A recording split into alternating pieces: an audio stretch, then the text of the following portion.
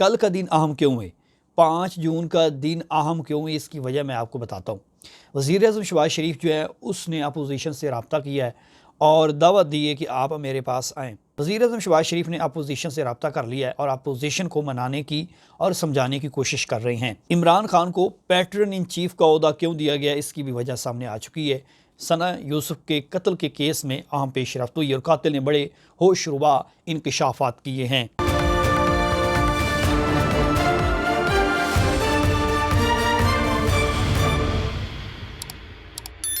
अस्सलाम वालेकुम नाज़रीन, मैं हूं सुहेल अब्बास बलोच और अहम तरीन खबरों के साथ आपकी खिदमत में हाजिर हुआ हूं।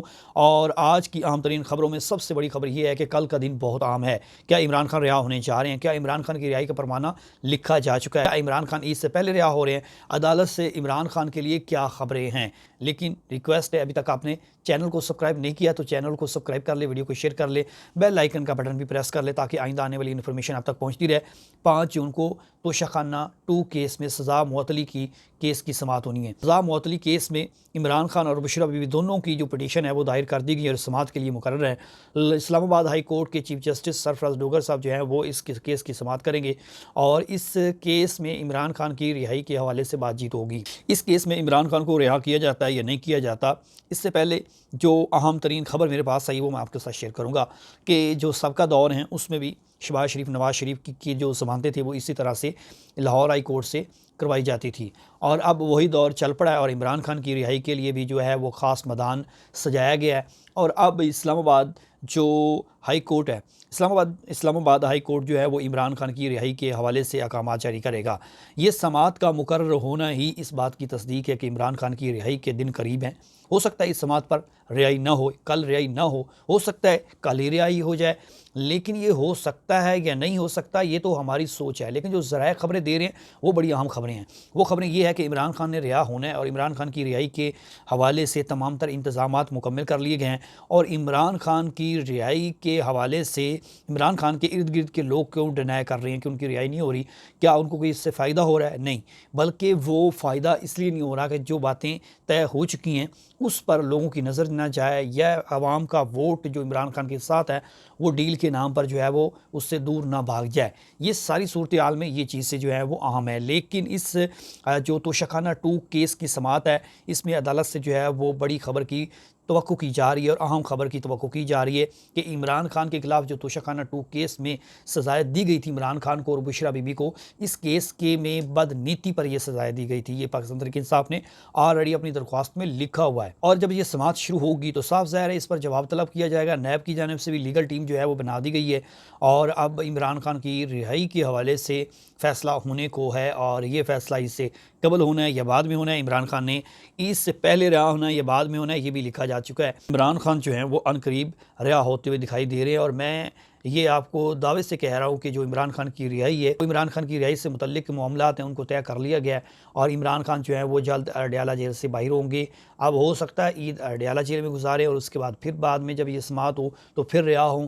हो सकता है कि इमरान खान की कल ही रिहाई हो जाए। अगर इमरान खान की कल रिहाई हो जाती है तो ये बहुत तारीख़ी खबर होगी और इस दिन को अहम करार इसलिए दिया जा रहा है कि जो तोशाखाना 2 केस है उसमें इमरान खान की सज़ा मुअत्तली के हवाले से समाअत होनी है और जो इस्लामाबाद हाई कोर्ट है उसने समाअत करनी है, इसलिए ये दिन जो है वो बहुत अहम है। 5 जून को ये समाअत मुकर्रर की गई थी।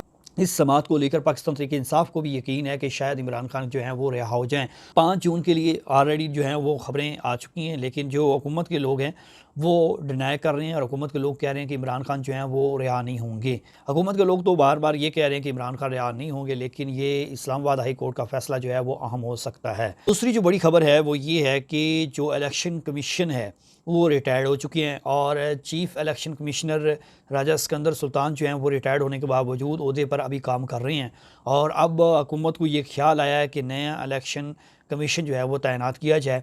2 इलेक्शन कमीशन के मेंबर्स हैं और एक जो है वो उनका सरबराह जो चीफ़ इलेक्शन कमिश्नर है उसकी तैनाती के हवाले से फ़ैसला होना है। चीफ़ इलेक्शन कमिश्नर और 2 मेंबर्स हैं जिन तैनाती का फ़ैसला होना है, लेकिन इसके लिए अब हुकूमत लाचार है या बेबस है। अपोजिशन के बगैर ये फ़ैसला नहीं हो सकता।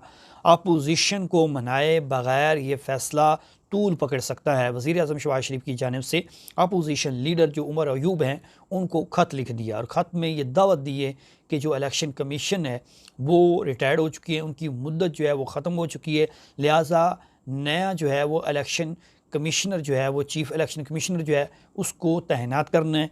3 नाम अपोजिशन की जानिब से और 3 ही हुकूमत की जानिब से। 6 नाम जो हैं उनमें से एक फ़ाइनल होना है और अगर अपोजिशन और हुकूमत के लोग दोनों जो हैं वो आपस में तय कर लेते हैं, किसी एक नाम पर इत्फाक़ राय हो जाता है, तो फिर सदर को वो नाम भिजवाया जाएगा और उसका नोटिफिकेशन हो जाएगा। ये अपोजिशन लीडर जो राजा रियास है वो नहीं थे, ये अपोजिशन लीडर जो है वो पाकिस्तान तहरीक इंसाफ का है और वो भी उमर अयूब, जिनको इमरान खान ने तहरीक इंसाफ की एहतजाज को लीड करने का कहा है। तो उमर अयूब जो हैं उनकी ऑलरेडी जो है नहली करवाने के हवाले से भी इक़दामात किए जा रहे थे, लेकिन उमर अयूब जो है वो अपोजिशन लीडर हैं। अपोजिशन लीडर के बगैर जो है वो हुकूमत के लिए बहुत बड़ा चैलेंज होगा इलेक्शन कमीशन की तैनाती का। इलेक्शन कमीशन जो है इसका तैनात होना इसलिए ज़रूरी है कि आइंदा चंद सालों में जो इलेक्शन होने हैं वो इन्हीं की निगरानी में होंगे, जो नया इलेक्शन कमीशन जो है वो तैनात किया जाएगा। इसके अलावा सिंध और बलूचिस्तान के एक मेंबर जो है उनकी भी तैनाती होनी है, उनके भी 2 मेंबर्स जो हैं वो रिटायर्ड हो चुके हैं। अब वज़ीर-ए-आज़म ने ख़त भी लिख दिया और उनको दावत भी दे दी है और अपोजिशन को बुलाया भी गया है कि अपोजिशन को ये कहा गया कि एक आइनी ओहदा है जिस पर आपकी मशावरत ज़रूरी है और जल्द इस पर जो है वो नया इलेक्शन कमीशन जो है वो तैनात करना है।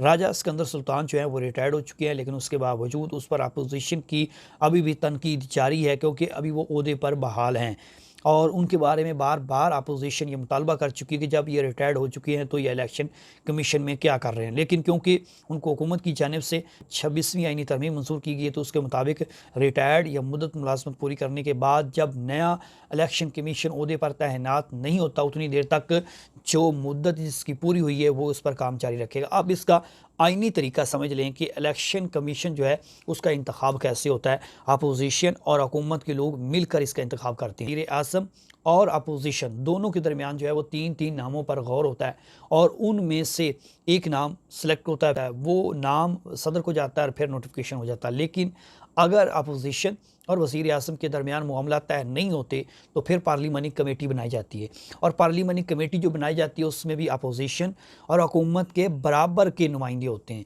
और बराबर के जो नुमाइंदे बराबर के जो अरकान होते हैं उन्होंने भी यही फ़ैसला करना है। अगर उनके दरमियान भी कोई इत्फाक़ राय पैदा नहीं होता और ना कोई समझौता होता है और ना ही इत्फाक़ राय पैदा होता है तो फिर ये मामला जो है वो सुप्रीम कोर्ट को जाएगा। यानी इलेक्शन कमीशन का इंतखाब जो है वो हुकूमत के लिए भी चैलेंज है और अपोजिशन के लिए भी चैलेंज है। लेकिन हुकूमत चाहेगी कि इस मामले को जो है वो पहली स्टेज पर ही हल कर लिया जाए और 3 नाम जो अपोजिशन के, 3 नाम जो हुकूमत के, उनमें से किसी एक पर जो है वो नाम पर इंतखाब हो और नामज़द किया जाए। लेकिन अब देखना ये है कि ये मामला कहाँ तक जाता है। सुप्रीम कोर्ट में जाएगा तो ये देखना ज़रूरी है। बहरहाल हुकूमत जो है वो इक़्तिदार में जो हुकूमतें होती हैं फ़ैसले उन्हीं के होते हैं। अपोजिशन भी प्रेशर ज़रूर डालेगी, उनका जो अपोजिशन को जो नामज़द करदा इलेक्शन कमीशन है उसको जो है वो नामज़द किया जाए। लेकिन ये फ़ैसला आइंदा चंद रोज़ तक होने का इम्कान है। लेकिन वज़ीर-ए-आज़म शहबाज शरीफ ने कोशिश की है कि अपोजिशन के साथ मिलकर इस मामले को फ़ौरी तौर पर हल किया जाए। अब अलीमा खान जो इमरान खान की बहन है वो मुसलसल मीडिया पर गुफ्तगू कर रही हैं और उनको अलीमा खान को बोलने का भी इमरान खान ने कहा हुआ है। अब अलीमा खान ने आज एक वजह बताई है। अलीमा खान ने कहा जी ये जो पैटर्न इन चीफ़ का ओहदा मिला इमरान खान को, ये क्यों मिला है? क्योंकि ये पैटर्न इन चीफ़ का ओहदा जो है इस पर भी सवालात भी हो रहे हैं, तनकीद भी हो रही है और खुशियाँ भी मनाई जा रही हैं। अपोजिशन वाले तनकीद कर रहे हैं, पाकिस्तान तहरीक इंसाफ वाले खुशी मना रहे हैं और जो लीगल विंग के लोग हैं वो सवालात लीगल उठा रहे हैं। बहरहाल हर तरफ जो है वो सवालात तो हो रहे हैं, लेकिन इसमें जवाब जो है वो आज अलीमा खान ने कुछ दिया है। अब अलीमा खान की जानिब से ये कहा गया कि पैटर्न इन चीफ बनाने की वजह ये थी कि इमरान खान जो है वो चेयरमैन तो थे नहीं और उन्होंने खुद एहतजाजी तारीख को जो है वो लीड करना था। पाकिस्तान तहरीक इंसाफ ने एहतजाज की कॉल दे दी है, लेकिन तारीख का ऐलान नहीं हुआ कब तारीख होनी है। लेकिन पाकिस्तान तहरीक इंसाफ एहतजाजी तारीख के लिए बार बार कह रही है। तो अलीमा खान ने पैटर्न इन चीफ बनाने का इमरान खान को उसकी वजह दी। अलीमा खान ने कहा जी इमरान खान को इसलिए पैटर्न इन चीफ बनाया गया है कि वो इस एहतजाज को लीड करें और उन्होंने दूसरी ज़िम्मेदारी जो है वो उमर अयूब को दी है कि वो इस एहतजाज को लीड करेंगे और जो सलमान अकरम राजा है वो पार्टी के फ़ैसलों पर अमल दरामद करवाएंगे। और पाकिस्तान तहरीक इंसाफ के दीगर लोगों को ये कहा गया है कि वो इमरान खान की सरबराही में एहतजाज करेंगे। और जो सवालात उठ रहे हैं कि पाकिस्तान तहरीक इंसाफ के आइन में पैटर्न इन चीफ़ की कोई कानूनी हैसियत है या उसमें आइन में मौजूद है, सवाल ये किया जा रहा है कि पैटर्न इन चीफ़ जब आइन में मौजूद नहीं तो फिर इमरान खान को कैसे बनाया गया है। इस पर भी पाकिस्तान तहरीक इंसाफ की लीगल टीम जो है वो जवाब तैयार कर रही है। बहरहाल ये ऐलान हो चुका है और वजह भी सामने आ चुकी है और जल्द इमरान खान जो हैं वो एहतजाजी तारीख की कॉल जो है उसकी तारीख का ऐलान देंगे। जल्द ही इमरान खान जो है वो एहतजाजी तारीख जो है उसका टाइम फ्रेम जो है, डेडलाइन जो है वो बताएंगे और हुकूमत के ख़िलाफ़ ये भरपूर मुल्क गिर एहतजाज किया जाएगा।